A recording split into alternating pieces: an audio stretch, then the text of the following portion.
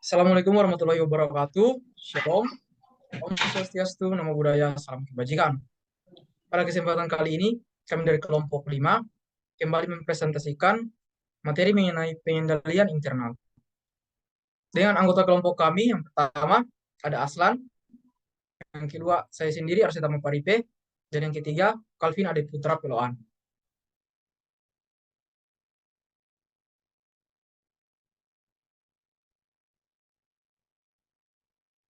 Konsep yang pertama itu konsep pengendalian. Di lingkungan bisnis yang dinamis saat ini, perusahaan harus bereaksi secara cepat untuk mengubah kondisi dan pasar, termasuk langkah-langkah untuk mengangkat karyawan yang kreatif dan inovatif, memberikan power dan fleksibilitas kepada karyawan untuk memuaskan perubahan demand pelanggan, mencari peluang baru untuk menambah nilai bagi organisasi, dan mengimplementasikan perbaikan proses. Pada saat yang sama, perusahaan membutuhkan sistem pengendalian sehingga karyawan tidak mengekspos risiko atau perilaku yang dapat menciderai kejujuran dan integritasnya.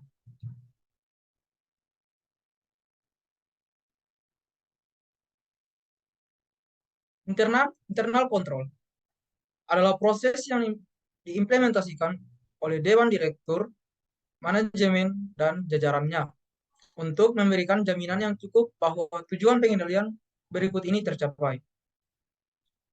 Aset harus dijaga atau dilindungi. Kemudian catatan dipelihara secara rinci untuk secara akurat dan adil merefleksikan aset perusahaan. Kemudian informasi yang akurat dan reliable dihasilkan. Ada jaminan yang layak bahwa laporan keuangan harus disusun sesuai dengan PSAK. Efisiensi operasi didukung dan diperbaiki. Ketaatan terhadap kebijakan manajemen dijaga. Dan yang terakhir, organisasi mentaati hukum dan peraturan yang berlaku.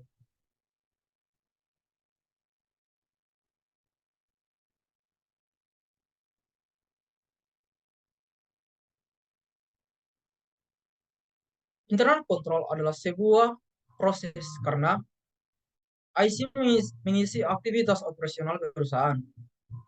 IC merupakan bagian yang integral dari aktivitas manajemen.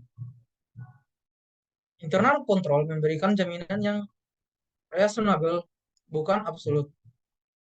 Karena jaminan penuh sulit atau tidak mungkin dicapai dan sangat mahal.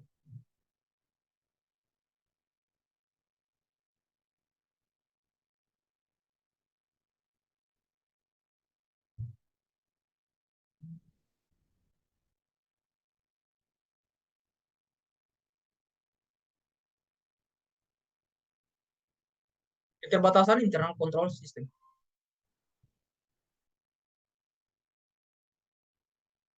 Keterbatasan internal control system.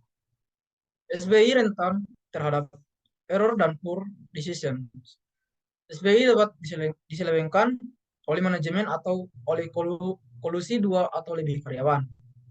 Tujuan SBI kadang-kadang bertentangan satu sama lain. Sebagai contoh, perlindungan aset dapat berakibat berkurangnya efisiensi operasional.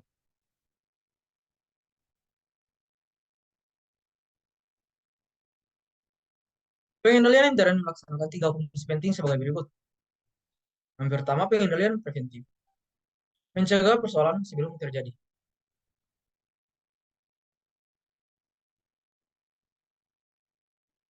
Yang kedua, pengendalian detektif. Atau menemukan persoalan secara cepat ketika persoalan tersebut muncul.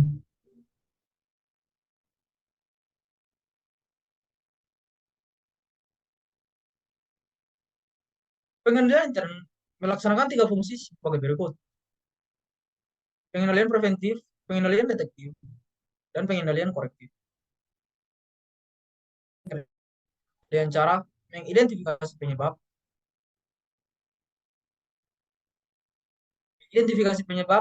membetulkan kesalahan, dan memodifikasi sistem untuk mencegah persoalan sejenis di masa yang akan datang. Internal control sering diklasifikasikan sebagai pengendalian umum atau general control, yang dimana hal ini dirancang untuk memastikan bahwa lingkungan pengendalian stabil dan dikelola dengan baik atau well managed. Dan yang kedua merupakan pengendalian yang diterapkan di lingkungan pengelolaan data untuk menjamin bahwa kegiatan pengelolaan data dapat dilakukan sesuai dengan rencana.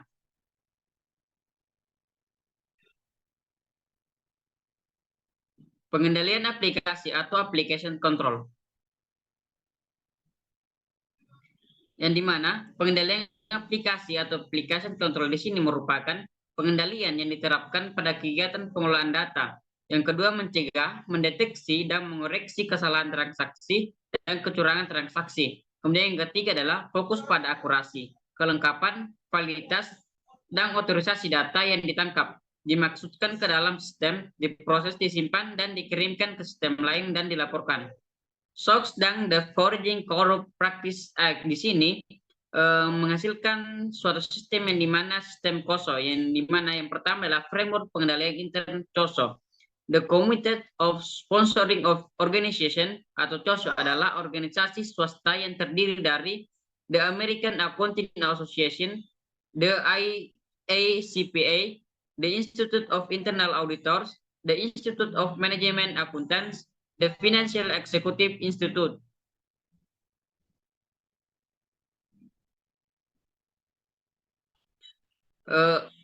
Pada tahun 1992, COSO mengeluarkan Internal Control Integrated Framework, yang dimana yang pertama adalah mendefinisikan tentang pengendalian internal, kemudian menyediakan pedoman untuk mengevaluasi dan menyempurnakan sistem pengendalian internal, kemudian diterima secara luas sebagai Authority on Internal Controls. Kemudian yang terakhir diintegrasikan ke dalam berbagai kebijakan, aturan, dan regulasi yang digunakan untuk mengendalikan aktivitas bisnis.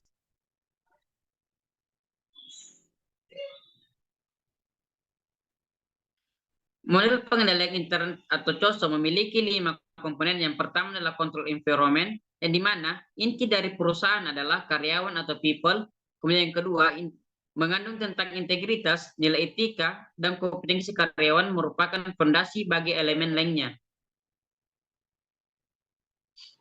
Dua, control activities, yang dimana control activities di sini merupakan kebijakan ataupun prosedur harus ditetapkan dan dilaksanakan untuk menjamin bahwa berbagai tindakan akan dilakukan oleh manajemen jika dibutuhkan untuk mengatasi berbagai macam risiko. Kemudian yang ketiga, risk assessment, yang dimana organisasi harus waspada terhadap berbagai macam risiko yang dihadapinya. Kemudian yang kedua, perusahaan harus menetapkan serangkaian tujuan untuk berbagai aktivitas dan menetapkan mekanisme untuk mengidentifikasi, menganalisis, dan mengelola risiko yang terkait. Yang keempat, information dan communication. Informasi dan sistem komunikasi melingkupi aktivitas pengendalian. Kemudian mereka memampukan karyawan perusahaan untuk menangkap dan bertukar informasi yang dibutuhkan untuk melaksanakan, mengelola, dan mengendalikan kegiatannya. Kemudian yang kelima adalah monitoring, yang dimana seluruh proses harus dipantau dan dimodifikasi jika diperlukan.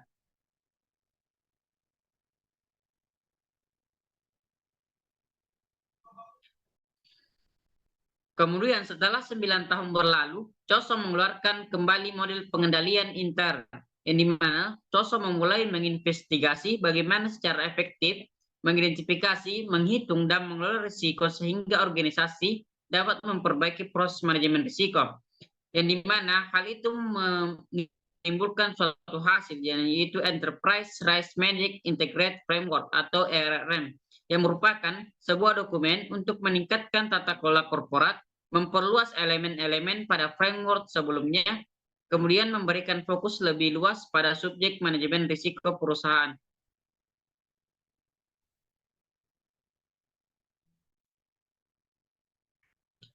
Maksud dari ERM di sini adalah untuk mencapai seluruh tujuan framework pengendalian intern dan membantu organisasi. Yang pertama itu memberikan jaminan layak bahwa tujuan dan sasaran perusahaan dicapai dan berbagai masalah dapat diminimumkan, kemudian mencapai target kinerja dan keuangan, menghitung risiko secara berkelanjutan, dan mengidentifikasi langkah-langkah yang akan diambil dan sumber daya yang harus dialokasi untuk menanggulangi risiko. Kemudian yang terakhir adalah menghindari publikasi negatif yang dapat merusak reputasi perusahaan. Yang selanjutnya, RM mendefinisikan risiko manajemen sebagai yang pertama, sebuah proses yang dipengaruhi oleh Dewan Direktur, manajemen, dan personil lain dalam perusahaan. Yang kedua, diterapkan dalam penerapan strategi dan diterapkan menyeluruh dalam perusahaan. Yang ketiga, untuk mengidentifikasi potensi kejadian yang dapat mempengaruhi entitas. Yang keempat, mengelola risiko sebagai sebuah kebutuhan dalam rangka memberikan jaminan layak terhadap pencapaian tujuan entitas. Prinsip dasar di balik RM. Perusahaan didirikan untuk menciptakan nilai bagi para pemilik. Manajemen harus memutuskan berapa banyak ketidakpastian yang akan mereka terima. Ketidakpastian dapat berakibat yang pertama, risiko. Kemungkinan bahwa sesuatu akan terjadi untuk secara negatif mempengaruhi kemampuan untuk menciptakan nilai atau mengikis nilai yang ada sekarang.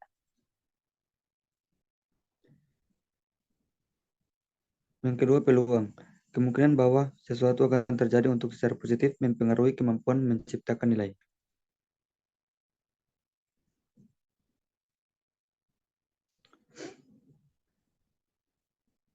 Prerangka. Prerangka atau perangka ini, Cok? Kerangka. Kerangka ini harus membantu manajemen mengelola ketidakpastian dan risiko untuk membangun dan mempertahankan nilai.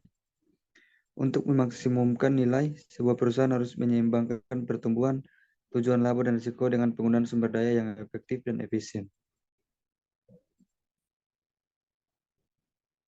Baiklah, sekian pembahasan dari kami kelompok 5. Jika ada kesalahan kata, mohon dimaafkan. Sekian dan terima kasih.